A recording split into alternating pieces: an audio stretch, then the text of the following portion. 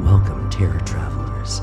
You're about to embark on a journey into horror. Our destination is unknown. This voyage has no stops. Any attempts to escape will be futile. Welcome to Podcastination Unknown.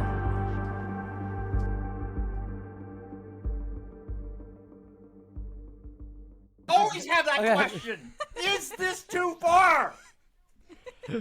Never. You know what?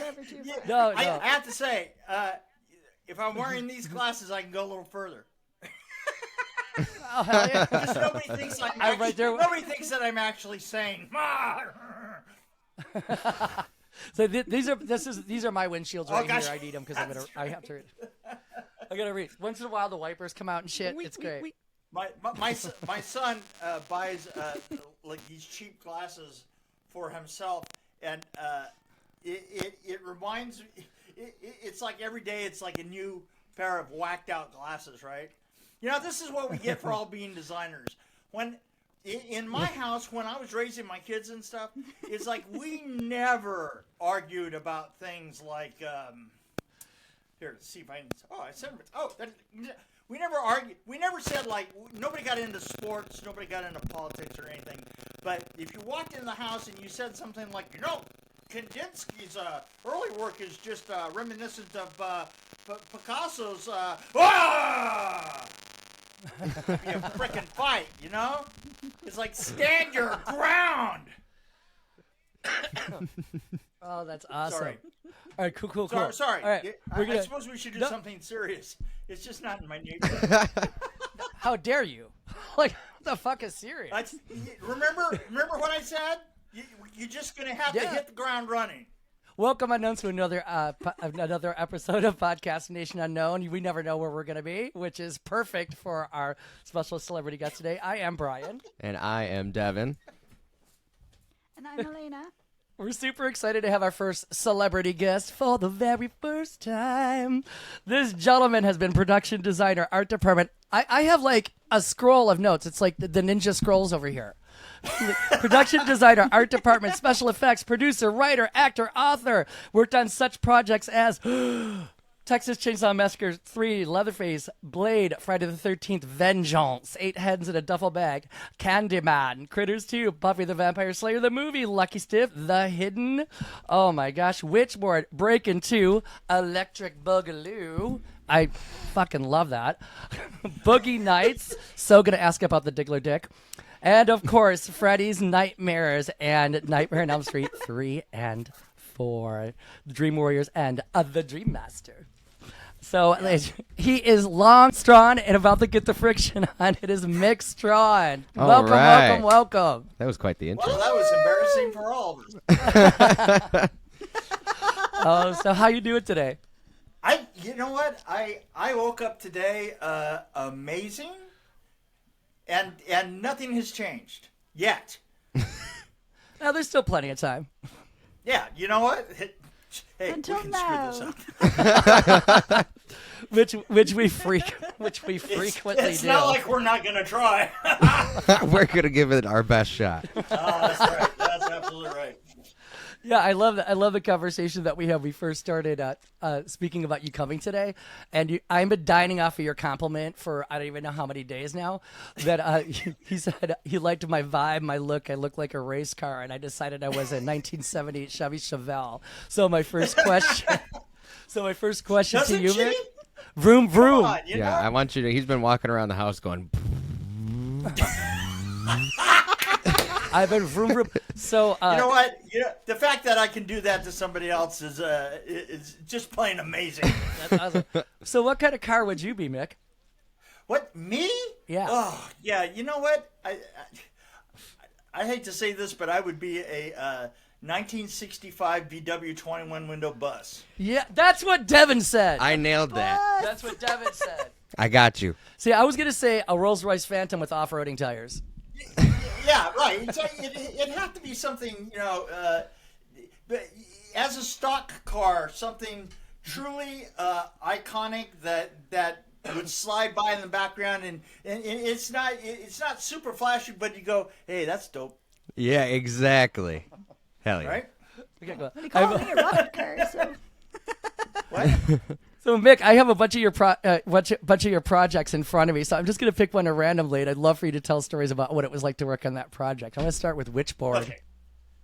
Witchboard, way back in the day, man. That's with Kevin Tinney, and you know that I was working with Tazo Bauer. We were doing special effects, and it's really funny.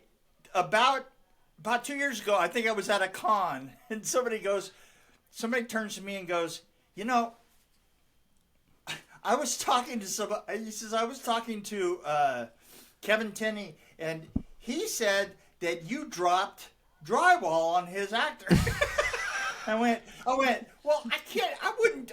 Oh yeah, that's right. That's right. Oh wait, yeah. No, that's right. I did that. No, that was me. Boom. I mean, you know, what can I say? I put I put the end of a sundial through somebody. I rolled a bunch of barrels into somebody, killed somebody with barrels. Oh. Which to this day I still look at that gag and I go, that wouldn't have killed him. I could have thought of so many better ways to knock that guy off. It worked on Donkey Kong, okay? Yeah, that's it. That's it. Even when that first came out, I go, like, barrels are this bad? I don't understand. That goes for taking a video game a little bit too literal. Yeah, right. Want to hear a weird story about a video game? Hell yeah! I do. Always. Oh, come on, you know you do, right? Of course. I was going down the road. I was in my Mercedes back in the day. I was literally going down Sunset Boulevard. Got a call on my phone. Now, back in that day, getting a call on your phone on Sunset Boulevard in a Mercedes, come on. Right. Even I thought, wow, this is just too fucking amazing. I remember when I first had a cell phone. It was back and it was a brick. You know, one of the bricks, like the. And you had the antenna you had to pull, or no? Oh yeah, no, you had to pull up an antenna the whole 9 yards, right? Oh, can I help you? You know, and you're like it's like this big, right? And a friend of mine calls up and he goes, "Hey, listen, I need you to come over to such and such a screening room in Burbank. I need you to get up here as quick as possible. I got to show you a movie and ask you a question." I said, "Okay, whatever," right? So I jam up to the valley. And I sit down, and they show me Mortal Kombat. Oh, and I was like, "This is just before, you know, just barely finished, right?" Mm-hmm. And I was like, and he turns to me and he goes, "Well, why does this suck?" I went, "Well, I'll tell you." I said, "You know, your problem here is that you took an idea off of a video game and you made a movie out of it, and the movie is a pretty good video game, but it's a terrible movie." And they're like, "Okay, well, what are we missing?" I said, "Well, they did exactly what the movie does. Is they took that, you know, the ring, right? Yep. That was in the video game, right? And basically, just as a review for people who aren't old enough to remember what the early games looked like." and basically what it did is you had these two really bad, you know, animated characters come out and fight each other, and in the background a scenery kind of scrolled by, Yep. right? And I said, "That's exactly what you've done. you had a pin, you know, you had this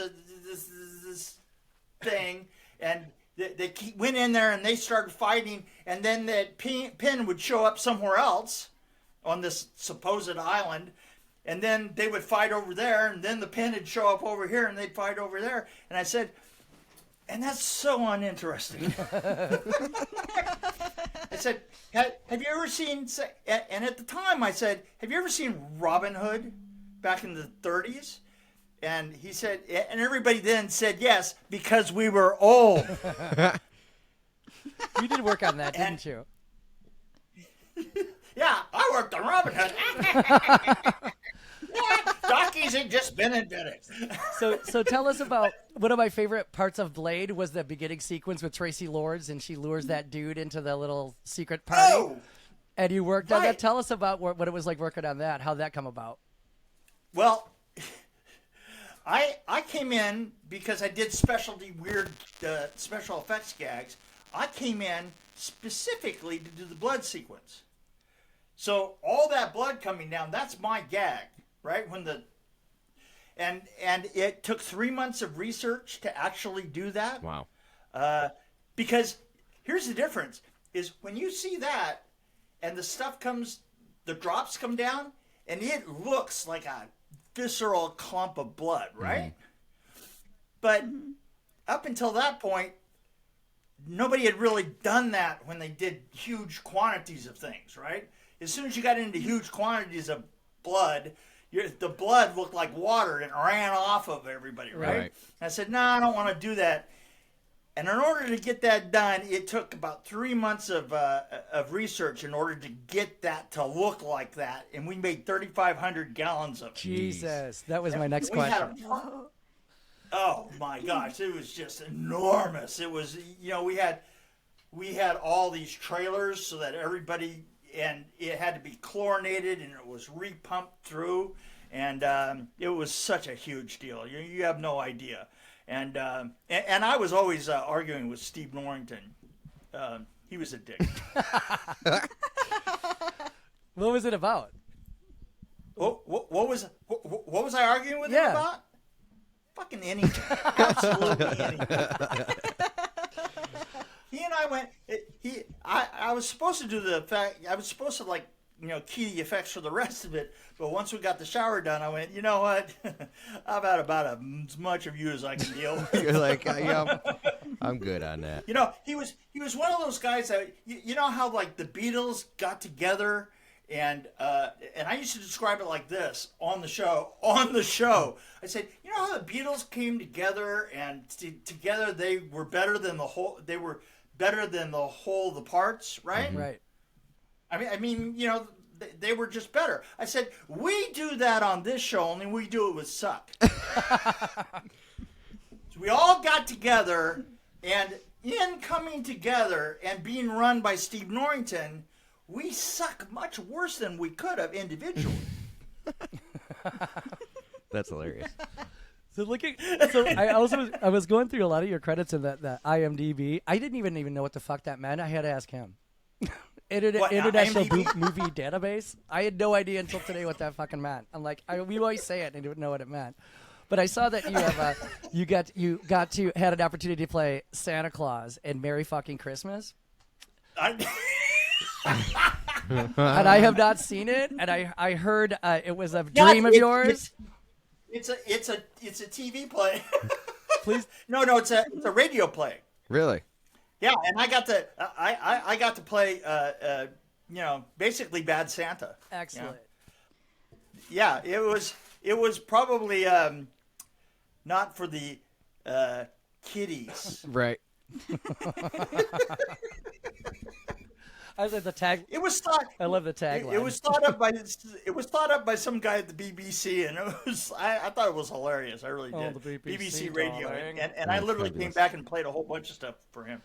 That's awesome. Tell us about working on Candyman. I'm just shooting. I'm just throwing it out there and let you just go throwing wherever it you out want to there. go. Candyman was a very strange job. Basically, Candyman for me, I was called into a producer's office, and he said, our art department really needs kind of a little pump up, and literally I get onto the stage and I say, okay, and he says, you come in tomorrow.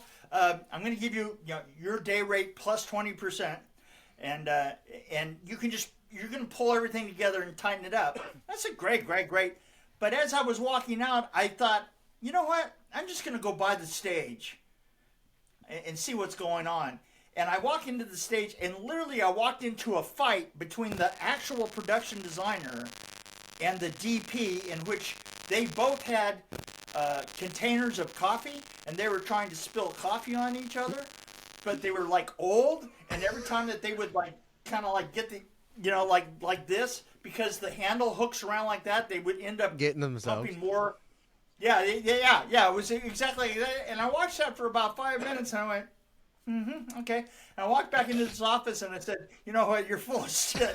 You double that, and I'll tell you what you really need is you need somebody to sit on set and make sure those two don't ever get together again. And that's what I did. That's so funny. Literally, like the production designer would come up, and the DP would start towards them, and literally I would just physically get in between the two of them. And it happened like 7 or 8 times a day, And I would like wave my arms like this, and I was a progenitor. You know that thing that sells cars. The wacky waving inflatable arm flailing. Yeah, that was modeled after me on that show. Speaking of being a production designer, true or false? Did you have a conversation with a director that insisted that he doesn't need a production designer, that he picks everything that goes on the screen, and you were like, "Oh, really?" How many of them? I've heard there's a little bit of trickery that goes on. So if you could talk about that, that'd be great. Oh, literally, that's, the thing is, well, let me tell you the worst part about being a production designer. The worst part about being a production designer is absolutely everybody knows what color their kitchen should be. Right? I mean, the thing is the director's sitting there and he doesn't know how the sound works. He doesn't know what a grip, he just barely, he's like you, he just learned what a grip is, right? Just before the show started. Really, that's what they do? Holy shit. And like that, but when it comes to a production designer, everybody knows what color the kitchen should be, right? I was on Hollywood Dog, and we had 13 executive producers on it, right? And I remember walking into a meeting with a model, and I put the model down on the table, and everybody started arguing. They literally argued for 45 minutes because there were 13 of them, And the thing is it was described in the script as being Hollywood eclectic. Now, let me tell you what Hollywood eclectic meant to these 13 people. It was whatever they had in their apartment, right? Was Hollywood eclectic. And they started tearing. And finally, I was just sitting there, and I'm standing there, and they had been arguing for 5 minutes about an ashtray, right? And I picked the ashtray up off the model, and I threw it on the ground, and I stomped on it. And then they started arguing about something else, and I picked the chair up, and I threw it on the ground, and I stomped on it. Eventually, I just tore the model apart, stomped on it, and walked out of the meeting. I thought that they would immediately fire me, but they were all scared of me. And so what they ended up doing is just not talking to me for the rest of the show. It was one of the fucking funnest shows I ever had. I mean, it was, don't get me wrong, it was all shit, but at least it was quieter shit than I normally get involved in. Yeah, I read in that story that the director was bragging how he picked everything, he picked all the locations, and it was, and you were like, oh, really? Yeah, how many did you? Oh, that's right. Yeah. That's right. Oh, really? And he goes, yeah. I said, and when you picked the location, you got 3 choices, right? And he goes, yeah. And 2 of them were just absolutely terrible. It was like for a Spanish castle. 1 would be a Spanish castle, and 2 of them would be 2-bedroom houses in Northridge, right? And he goes, yeah. He says, I thought that was really weird. And I go, yeah, that's right. Who do you think made the fucking folders, you idiot? I love that when I read that. I read that this morning. All right, I'm going to ask a real serious question, then I'm going to toss it to my partner Devin over here. So, did you do the Diggler Dick, Mick? I did not. But I have to tell you about the reveal of the Diggler Dick. So I didn't even know I was going to get on this show. and I literally come into somebody calls me into his office at an effects place. And in between shows that I was production designing, I would continue to do effects and build models and be free. I was everything, and I was really good at it all. But I walk into the this office at 9 o'clock, and they say, "Listen, we need you to do this film. Here's the script. Get across town. They're just starting the meeting, right?" And so oh shit, okay. So I haven't read anything, right? And so, but there's this thing that you do when you walk into a meeting. A lot of times they have the production meeting and people are brand new. And so you always, when you walk in the door, you grab your script, but you grab one from the script pile at the same time, and you try and get ahead of it, like reading underneath the table, because they're reading around. The first AD reads, and everybody like gets their, saying, and then they go to the next scene, right? And I'm trying to read, and I'm trying to get 4 or 5 pages again, and I think I'm on page 7, reading underneath the table, and they're on page 2 up here, and all of a sudden I read, and I go, huh? Because I read, and it says, and then Dirk Diggler pulls his 12-inch cock out of his pants, and I looked at that, and I thought, huh? Well, that's weird. And I look up, and the prop master, who totally knew what I was doing, the prop master's sitting right across from me, and he goes, "Yeah, and here it is." And he reaches down and he grabs his paper bag, and he plops the paper bag down in front of the table between us with 30 people in the room, and he goes, "Phew!" And he pulls the bag out, and there's this like enormous dick with, like hairy and everything else, and I'm like looking at that, and going. And I was like, I thought to myself, they know that I don't do porn, right? I don't understand what the hell this is all about. and I knew that I wasn't in Kansas anymore.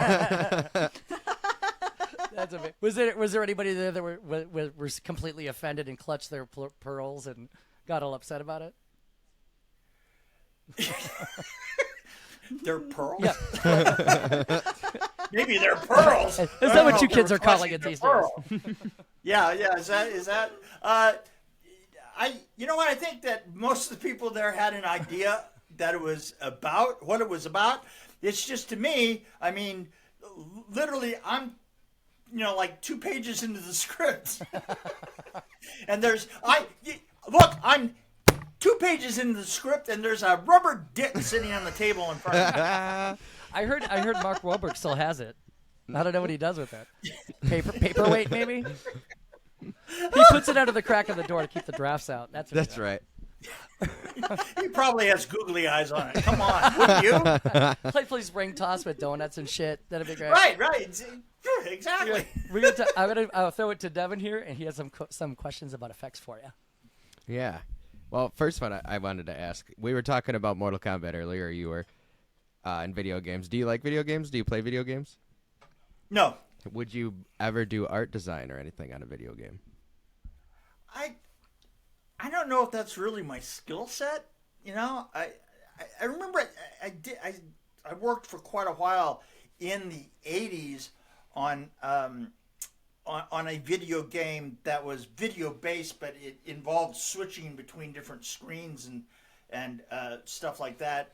I'm just, the only thing I know is when I looked at a video game back then, I knew when they gave me a video game and not eventually what happened is when they asked me about that, I helped fix the film. Mm-hmm. I went in and I said, at the time, you know what, you need to have more interaction between the sets, and you need this all to work in a much bigger sense than in a video game. Right. And that was when we actually made, I came up with the idea of Scorpion's Lair, and I directed that scene. Nice. Oh, that's awesome. Well, yeah, because that's all practical, and it's big, and there's interaction with the sets and the pieces falling and all the rest of that. So right. That's which that film needed more of. For sure. And you know what? The thing is video games then followed. The great thing about it is I designed that set, and I directed that sequence, and probably about 9 months later, I went down to the liquor store in the corner of my house at the beach, and they were playing the new version of that game, and it had that set in it. There you go. I was like, wow, that's pretty wild. Like, I must have done it right then. Yeah, must have done something right. Yeah, right. So, obviously, CGI's been a thing for a while. How do you feel about AI in your industry? I'm not quite used to AI yet. As far as AI's ability to enhance, I'm still to a point of not understanding that. I know what AI is. Is it basically brings together the entire history of film and applies it to a given moment, and then you get to give it really stupid ass parameters. Right. Yeah. Like, I want you to go back through the history of all film that exists, and then I want you to make it look like Mark Wahlberg's face melts when I punch him in the mouth, right? Right. Was that a pretty good description of AI? Makes sense to me. Perfect. Yeah. So, Yeah. but I mean, the thing is these are all tools. I mean, Well, here's the CGI has been used. There are great purposes for CGI. CGI always looks better if it's backed up with a lot of practical effects inside of a sequence, and if CGI is used to enhance a sequence, it becomes a tool in your toolbox, right? The only problem is that there's a dynamic that people that don't work in film don't understand. Is what CGI actually does is it kind of transfers the power of a scene from the director to the producer. Because, do you understand why? Is because the thing is you can film anything, and then the producer can come in later and talk to the CGI guys and change it to what they wanted. right. Right. So, as soon as it gets involved in games like that, and of course everything that we do in Hollywood, becomes a game. As soon as it becomes that, then it's problematic. And that's why, like an entire sequence done in CGI is a problem. If you started out with practicals and you have time to set it up and then you go in and you touch up stuff, then I think CGI is just another tool in the package and is well worth it. But then that comes down to the battle, to me, in between movies and films. Right. What are some of the favorite gags or effects or production design projects? What are your favorites that you've done? Well, I love Nightmare on Elm Street 4. Oh, we're getting there. Oof. Yeah, Nightmare on Elm Street 4 was so much of a playground for me because I did Nightmare on Elm Street 3, and by the time we got to 4, we were in the middle of a strike, and we had all these weird, political things going on, and we got a director in that didn't even really understand English, and they basically kind of said, "Hey, here's a 68-page outline of a script. Knock yourself out, because anything that you can do is going to be better than anything that we don't have." So I built this junkyard, and they said, "Well, we want a little junkyard," and so I built the fucking biggest junkyard that I could possibly find. That took me like 7 weeks. It's I got this opportunity to just do everything big. Right. Yeah, so that sequence I is had a pretty great cool. time. Yeah, that sequence is Hell, an incredible. awful lot of it. Parts of it are like my own dreams and stuff. When the truck hits nothing, Yeah. right? The truck going along and it hits absolutely nothing. Love that was that. me trying to get out of a meeting. Oh yeah. It was in a meeting. We were trying to decide what was gonna happen with Freddie, and stuff. And it's like, well, you know what? We can have him driving a truck down the road, and then you know what we'll do is it's gonna become an airplane, and Freddie's gonna be the stewardess, or no, but it's the co-pilot. No, he's the navigator. Blah, blah, blah, blah, blah. And I sort of got to put my head in my hands, and I went, you know what? I just wish that we just fucking hit nothing. And there was this PA. There's 30 people in this meeting. There's this PA recorder. He goes, well, what would that sound? What would that look like? And I go, well, it would be sort of like you tied the bumper to like the world's largest object, put a camera right there, and then ran the car to the end of it on a cable, and tied the bumper to the cable, and eventually that's what we did. That's awesome. Was that one of your favorites? It was. It is one of my favorites because I was standing right behind that camera going, yes, yes. And we all had there was a motorcycle in the back of it in the trailer, in the back of the truck, right? And absolutely everybody, including we had so many bets as to what was going to happen to the bike, right? Because literally we only had one chance at that gag, and so. Everybody there was a pool of bets, and one of the grips said, you know what, it's going to go down, it's going to get to the end, it's going to go down to the end of its shocks, and then it's going to flip in a circle and just land right back in the bed. And I was like, oh yeah, right, no, it's going to go over the top and it's going to go 70 miles away. And that son of a bitch was right. It literally flipped and just stayed right there in a little circle. Is there any effect shots that the ones that got away, as they say? Is there any that you did that never made a final cut? Oh, yeah. How many? Nightmare on Elm Street 4 actually had one where we had the Elm Street house on that one was actually, we completely built that as a facade, right? And we were going to put another facade in front of it that was Kristen's house, and she was going to come downstairs because her mother drugged her. She was going to go out onto the porch. Camera was going to come up like this, look at her because she's at her house, and we were going to pull that house away. The camera was going to go down in a single shot, slam down like this. Look at her running away from the now it's the Elm Street, running away from her. Camera goes in front of her, and she runs right into the Elm Street hallway. And it was all set up on location. But the reality is that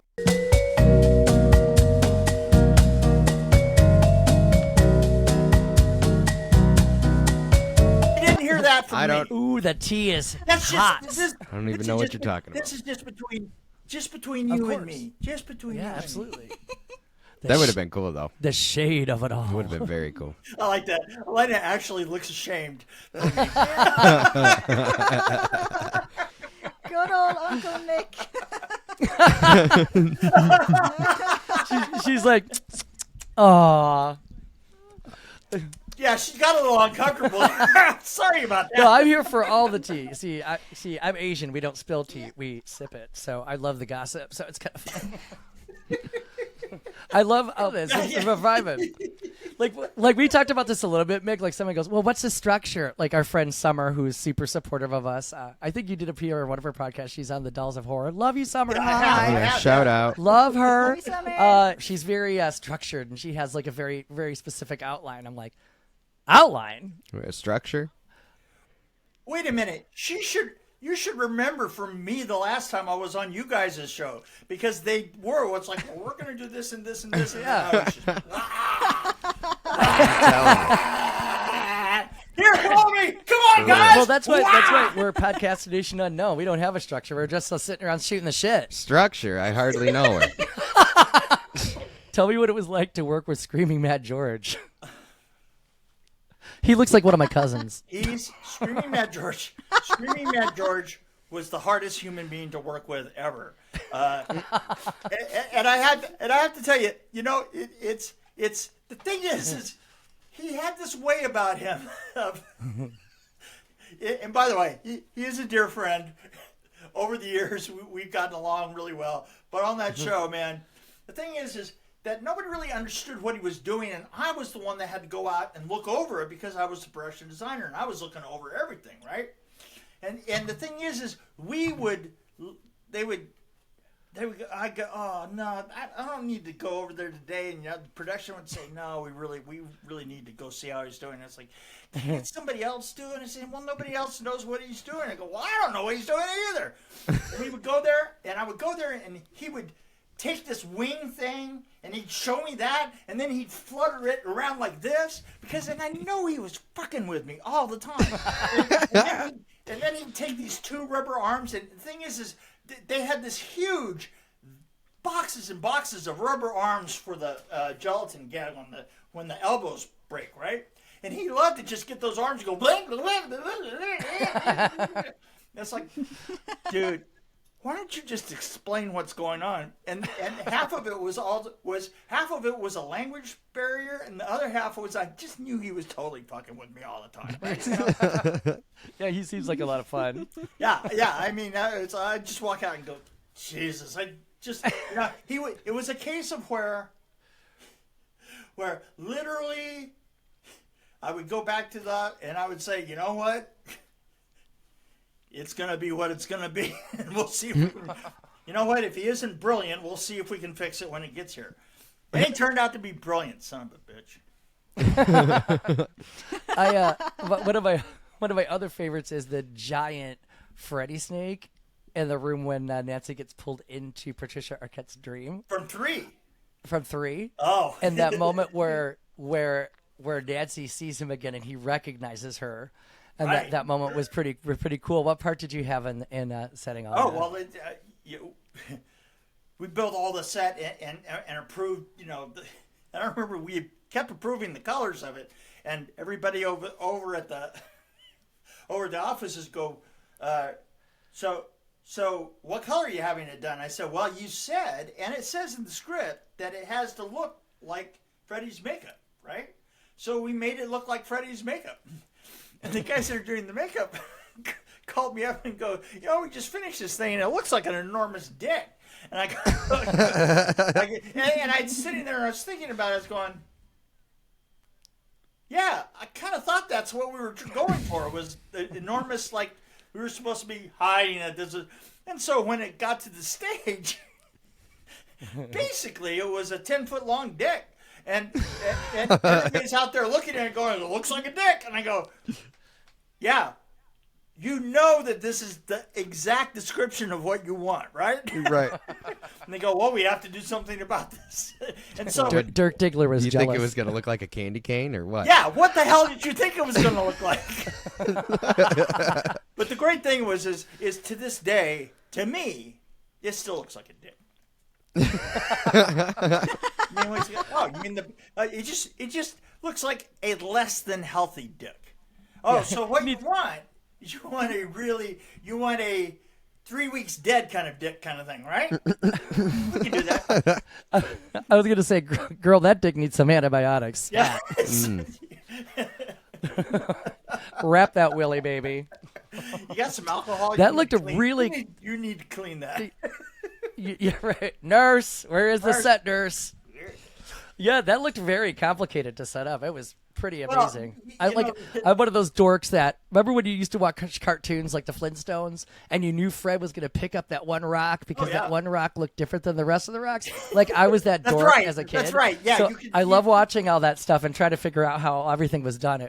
Everything just looked really, really complicated. So I can give you a little education on that. Pete Chesney and I did the floor breaking. The floor blur, and I'm going to destroy this film for you, right? Okay. So we did the floor breaking, and there's actually several sets involved. The floor is breaking, and that's on a full set that's actually inside of another set that has has cables and a whole bunch of skateboard wheels and a track and football. It was football helmets on skateboard wheels that makes the walls break, right? Which has all kinds of stories behind it that went horribly wrong. And then we had to move the walls to another place so that we could then lay her on the floor of the set and then pull first of all, we put her on a crane, literally on a crane, and she shoots up. It's actually the stunt person shoots up and then falls over, right? And that was done on a crane. And then we had to do a reverse pull, which was we made the whole skin that we had freshly painted green skin up over her, and then pulled it off of her as she struggles. That was a reverse gag, right? And then Yeah, it looked really cool. and then they literally puppeted with the guy with the thing on. They put cables up inside and literally puppeted that the skin with the head up on the crane. Wow. Yeah, That's wild. a lot of That is fun. crazy. Yeah. It looked like a lot of fun. I'm going to throw it over to Elena now, speaking of Nightmare on Elm Street, because Elena, like all of us, are huge Nightmare on Elm Street fans. So I'm going to throw it over to our dear Elena, and she's going to take over. Got a Throwing question? it across the pond. I did have a few questions there, Mick, but I think your lovely stories have answered a bunch of them for me already. So I'm going to sound somewhat professional that I actually had something to ask you. But yeah. So let's see, what nightmare have you not mentioned already, Mick? Let's see. The music video. Are you ready for Freddy? Okay. You did that, didn't you? Ready for Freddy. My favorite story about the Ready for Freddy music video was that the Fat Boys were there, and the thing is we had built a little set, and we actually built it in the same building that we then did Freddy's Nightmares, right? And that was done just before Freddy's yes. Nightmares, so we had all these set pieces there that we could cobble together to make the sets for Are You Ready for Freddy, right? So we started filming, and the thing is the Fat Boys were, they were like young rappers, right? And the thing is that they made everybody nervous.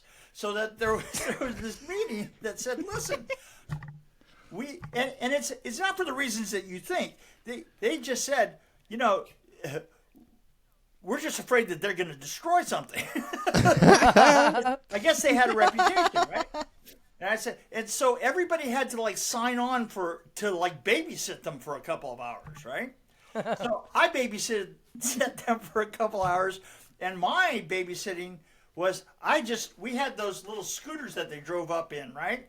Those had been promoted to us, and we had 8 of them, right? And so we were out in the parking lot, and we're riding them around in circles, and we're chasing each other and playing tag. And now we're all sitting, and we all have the wheels together, right? So there's all 4 of us, me and all 3 of them. And they got into a discussion about who would win in a fight. Jason? It was Jason? I think it was Jason Leatherface or Freddy, right? And then they're going back and forth, and the really young, the youngest one, the biggest one, the one that had the gold teeth, right? He's practically round, right? And we're sitting there, and he gets quiet in the middle of it, and then all of a sudden he just breaks it. The thing is, no matter what, Freddy's going to be the one. He's going to be the one. He's going to be the one win. I was like, okay, why is that exactly? Because Fred come back, you got to go to sleep. And then once you go to sleep, Fred come and get you. He's going to get you in your dreams. He's going to get you in your fucking dreams. I was like, okay. Well, that's... Okay, end of discussion. Hey, you guys, got to get problem out. solved. They were dead serious. Perfect segue to let you talk about Freddy's Nightmares, Mick. Freddy's Since you were Nightmares. already on the Freddy's Nightmares was just a case of just 8 months and 320 sets, just throwing crap against the wall as fast as you possibly could. We had 4 little sets, and Mick was just tired all the time. I was like I had no, they. Well, let me tell you what Freddy's Nightmares was like. On the last day of filming, we walked out of the building and nobody had the fucking keys to the place. Because since we had moved in 8 months before, it had never closed. Oh my gosh. Ooh. That's how much work that show was. Because the thing is they were going to... the writers never understood that this is just a little tiny these are low budget, and we don't need to have like 25 sets per story, and yet somehow we did.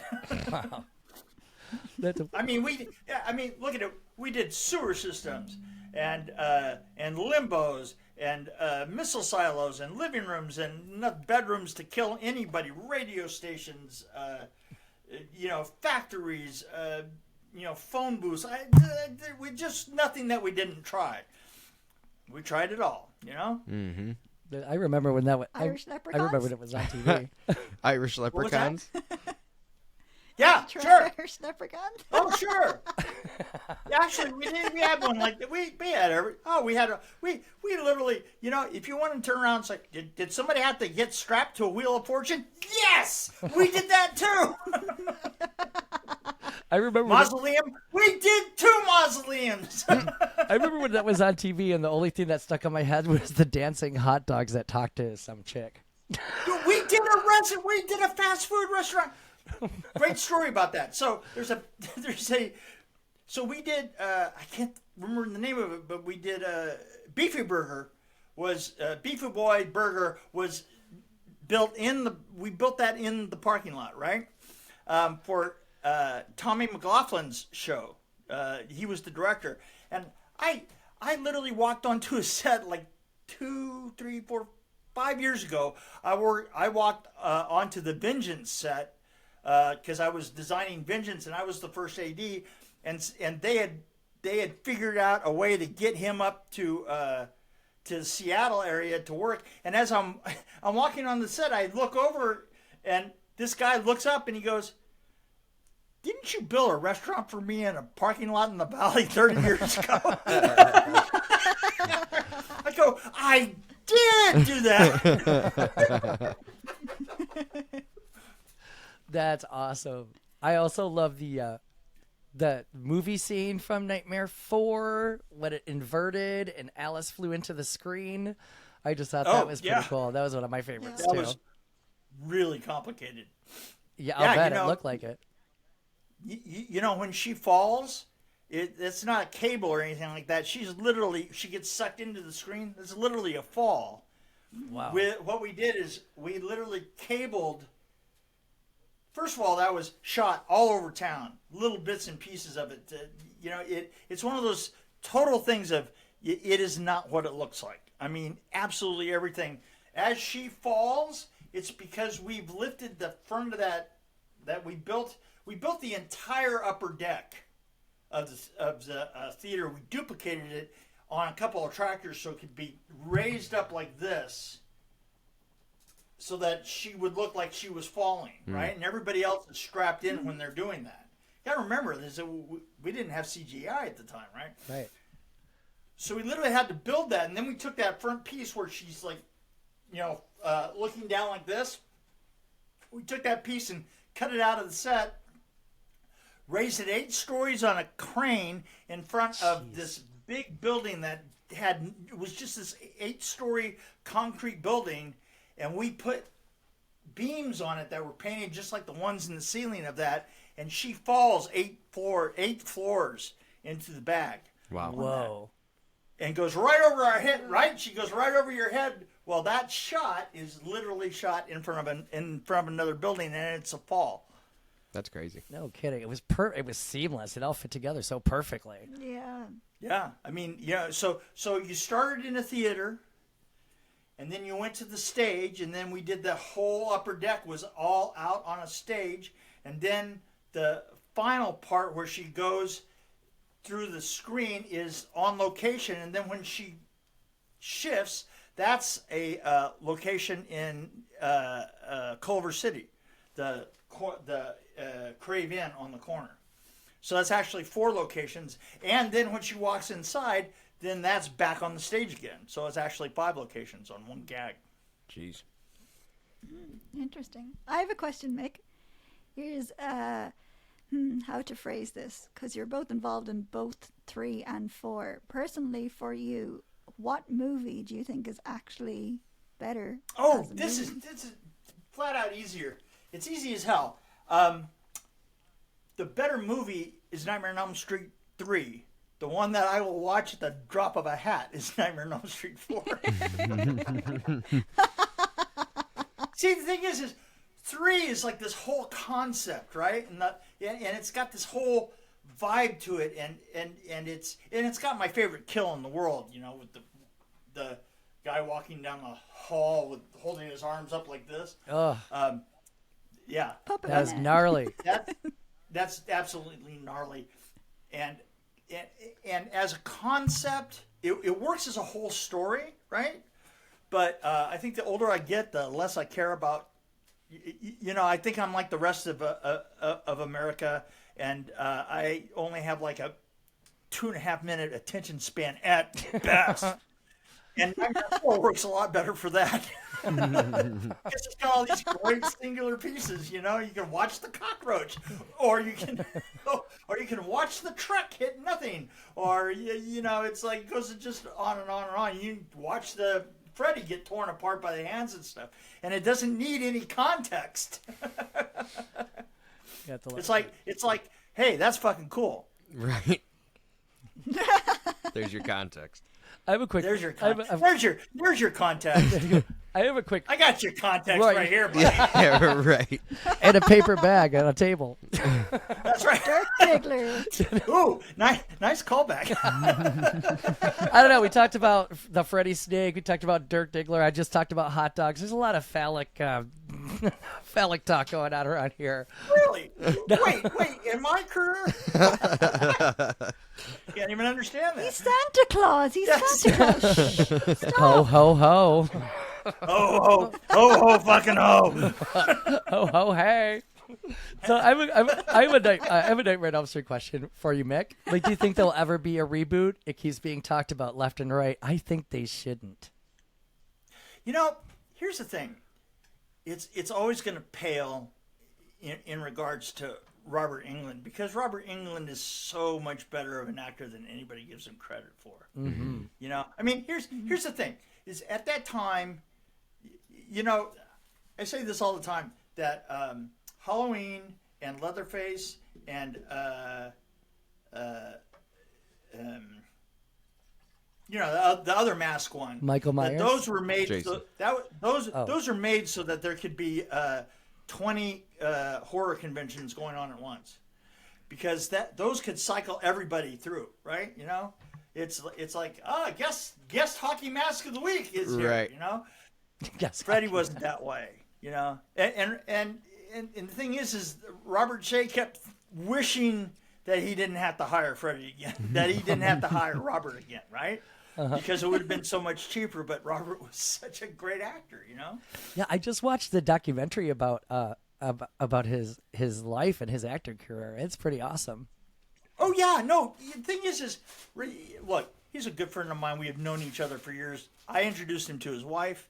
The thing is Robert was the real deal from the beginning. Mm-hmm. You know, I mean, he actually knows how to act, and it wasn't until 3 that we just kind of gave him, you know, everybody had to. Robert, Bob Shea, the producer of all those, you know, he was. We were in a meeting, and he goes, "Look, I'm trying to make a film that will reverse that, you know, diminishing returns thing that, you know, horror films have for the first and the second and third and fourth, and on down the line." Mm-hmm. And he says, and we're going to reverse that. He says, and so in a series of meetings, we came up with 3 overall concepts. The first concept was that the script was going to get rid of the Superman problem that we had. And you know what the Superman problem is? Yeah. Superman problem is Superman isn't interesting. It's particularly would never be interesting if there wasn't kryptonite. Right. Right? Yep. Because he could do anything, He's a right? Mary Come Sue, on, yeah. you know? So you bring in kryptonite, and so as soon as Freddy's victims could bring others into the dream, then it kind of made for, you know, it kind of got rid of the Superman problem. Right. Right? So that was one. The second one was that they were going to let Freddy off the hook, Robert Englund off the hook, because they this time they really recognized that Robert was an amazing actor and that he could do more with that role if you just let him off the chain, right? And they did, and he an awful lot of, I would say probably 80% of the lines that he used on Nightmare on Elm Street 3, he just came up with himself, right? And then the third thing was my thing. The third thing was I was going to stop us being on location and bring us all in, and we were going to do it all with sets. And that way I could get a little bit more wacky with shit. Mm-hmm. And that's what we did. And the thing is I still think to this day that everybody underestimates Robert. He's just everything. And so if you're going to make a reboot of it, it's Robert's character. How the hell do you do that? Yeah, right? I don't see it how it's possible. I mean, they did try with the 2010 remake, and there were some Yeah, visual things I liked, but that was about it. I didn't like how they did the characters. Yeah, exactly. You know, it's because in the end, these are stories. We're telling stories, and there are people who are storytellers, and there are people who are not. And Robert's amazing. Robert Englund is an amazing storyteller, and he does it with his body, and you know, he's just the full package. Yeah, I saw him in a couple of movies way back then. I grew up in the 80s, and the first thing I saw him in was V. And Oh yeah, V. it was I mean, amazing. They tried to Yeah, he reboot was that already too, doing- and I was so disappointed they canceled it. So I have a quick question too. Mick, did you ever watch horror movies when you were younger? Were you like super into them? I wasn't. I take that back. I was, but the horror films I really liked were just all the 30s and 40s. Because you know, when I was growing up, at any time, any given night of the week, if you turn your TV on past 10 o'clock at night, and you turn to the other four stations, Right. if you turn to the other four stations, one of them was going to be showing the Wolfman, Frankenstein, or one of the Frankensteins, one of the Wolfmen, Invisible Man, something like that. And I learned my beats and how it works off of all those movies. Oh. Is horror your favorite genre? No, romantic comedy. So let's I knew he was going to say let's that. smash those genres together. Did you ever have a horror crush, Mick? Yeah, that's a good question. I'm married and I'm going to remain that way. Absolutely. That was my answer. I had I don't know if anybody else had horror crushes. I had 3. One was Rodney Eastman. He told a story on Never Sleep Again how he got a lot of fan mail from young men saying, the scene with the naked nurse was what made me realize I was interested in women. And I'm like, I'm dying to say this to him one day. And they were like, yeah, well, I watched the same scene and it did something similar to me, however.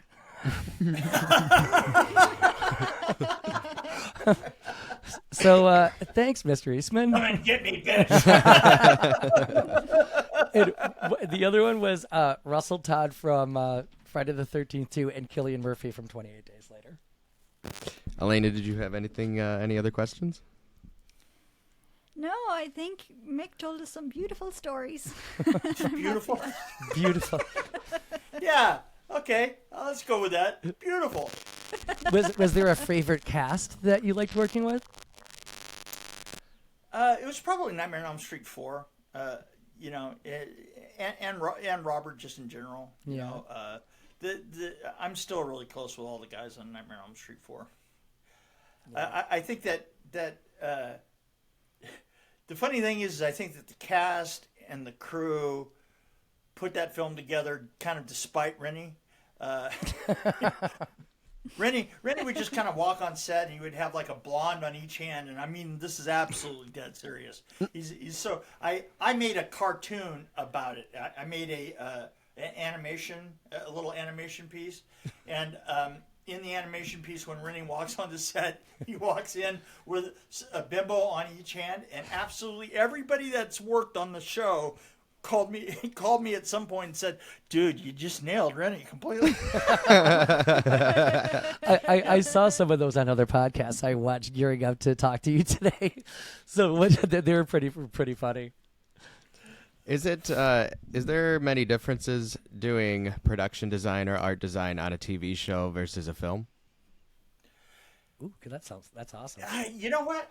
I'll tell you who gave me the best description of this. Rachel Talalay's lifelong friend. She's working now in Britain on the Doctor Who's, right? Mm-hmm. She's director of a lot of the Doctor Who's, and she says, I'll tell you the difference between TV and doing a movie. She says, when you get on, you get together with everybody and you go on a scout. If you're working on TV, they will have found the living room or the bedroom will be a house on the same block that the production company is on. And nobody will argue about it because they've got bigger fish to fry. And that's the difference. In a movie, you could literally drive around for a week with everybody trying to find the right house. So that describes it right there. Well, you'd always pull that trick where you put 2 shitty houses and 1 good one in the folder again. I'm going to apply that at work. Hey, listen, you know what? That particular method right there can work for a lot of different things. Yeah. Well, I kind of do it too because a part of my job is in cosmetics retail as well. So when people come up and it's kind of like asking the librarian to pick out a book for them. Like we've got 175 lipstick colors. Like, oh, which one would work for me? And I'm like, well, I don't know you. You know what I mean? So well, you just make here's 3 choices, and 2 of them are purple. Yeah, right. Or I always go for the black lipstick. There you go. We've got goth black, electric blue, and then this beautiful, that's right. beautiful shade of red. Glenn, Yeah. Glenn, that he. This one's turd brown, and that one's baby shit yellow. I think that's the one. One of my coworkers used to have this thing, and he's a big veteran in the company. He's worked for them for 30 years. He just retired. He's a very serious Virgo, very serious. They used to call us Batman and Robin, but he just recently told me I'm too old to play Robin, so now I guess I'm Nightwing. But Ouch. Yeah, he's pretty good at that. I'm the squirrely one, and he's like real close to the vest. He has this trick where he would go, "Oh, that's the one right there. I can't see you in anything else." And I try to do it, and I sound so like, I can't see you in anything else. Like I can't even sound sincere when I say it because I don't mean it. But yeah, I'm still gonna use that. Because it's in the folder. Yeah, it's in the folder. I'm gonna use that at work. Hey, just give them the folder. They're gonna be like, what? I'm like, let me tell you a story. Folder. What? Mm-hmm. Like, let me tell you a story. Goes, ooh, that's nice. I have a question too. There's been so many stories that I've heard that of you. How necessity is the mother of all invention. What was the one situation in that sense that you got by just by the skin of your teeth, and at the end of it you were like, holy shit. Whew. Nightmare on Elm Street 3, and this is going to continue a thought, and it's a callback. Nightmare on Elm Street 3, when the snake starts across the carpet, right? Mm-hmm. We got a message from the editing that said, listen, we've got a problem with that shot. And this was afterwards, and I was actually helping Peter Chesney put together another show, right? Because he and I were friends. He was the mechanical effects guy, and so literally we got the call that said, it doesn't make any sense because the whole floor just starts to kind of rumble like this, and then all of a sudden it shoots up the wall. Right. We need to be able to tell that it's a snake. And so we were like, and we're sitting there and we're thinking about it, and I go, hey, I got an idea. I said, tie me a piece of rope to a Clorox bottle, and I'm going to go across the street and get a carpet. And so I went across the street and I got like a $50 carpet, that was like a Oriental carpet. Yeah. We threw a bunch of shit on it. We got his camera and we got it down, just looking at it, just down like that, and pulled the Clorox bottle underneath it. Oh my god! Sticked it back to them, and they were like, "God damn, that's amazing! That really does it." So that's amazing. So here's the thing. To this day, here, and I've told you this, as long as I've told you this, when you go and see the movie, when that scene starts, you're going to go, oh, fuck, that's a Clorox bottle. Son of a bitch. I'm telling you, you're going to go, son of a bitch, that looks exactly like a Clorox bottle. And it costs a fucking $1. I love it. So, yeah. What's Literally, Clorox? the gag is a $150,000 gag altogether, right? Right. Right. You get with snake and all the rest of that. And it starts with a Clorox bottle. I have a question. I'm Irish. What's Clorox? Oh, It's bleach. it's a bleach bottle. Bleach bottle. Oh. It's a brand of a Is it bleach. shaped like a snake? No, It's it's what- like it would be like the shape Is of it the shaped head of like the a snake, I guess. Yeah. Yeah. So Oh. So Now I get I'll it. send you a photo of now, one when we're done. now if you go back and see it, you're gonna go, oh, that son of a bitch. he fooled me with a Clorox bottle. Ah! I'm so angry. The next time I go to the dollar store to buy bleach, I'm gonna be like, "Oh, motherfucker, Oh, there don't, it is." Don't let it bite you. Right. Yeah, that's But we could just recreate it. We'll just like throw a cheap ass carpet from the dollar store on the floor, and we'll just pull it in. exactly. That's awesome. So I noticed you have a few things upcoming that are in post production. I directed a film called Solitude that we're just adding the music to it now. It'll be out probably within the next 3 or 4 months. Nice. I production designed a thing called Pig Hill with R.A. Mihailhoff, and that's just finishing up post production now. So You're gigging. Still that's what rocking I'm and doing now. rolling. Still kicking ass. Awesome. Loving it. Yeah, I'm leaving for South Carolina to go do a film about a serial killer. Nice. Oh, nice. So nothing's gotten any less bloody in my life. Do you prefer art or production design over directing, or one over the other? Oh, I think I prefer production design over directing. Yeah. Directing is like, well, this is like work. People keep asking you questions, and then after you're done filming, then they still keep asking you questions. No, it never stopped. Like you would think that because there's not one kind of there's not one credit there's not one position in a movie production realm that you don't have your name in. It's like, you know what I mean? So like I would think all that experience would make you a good director because you've been where all those people are. Oh, I did. I didn't say I wasn't a good director. Oh no, definitely.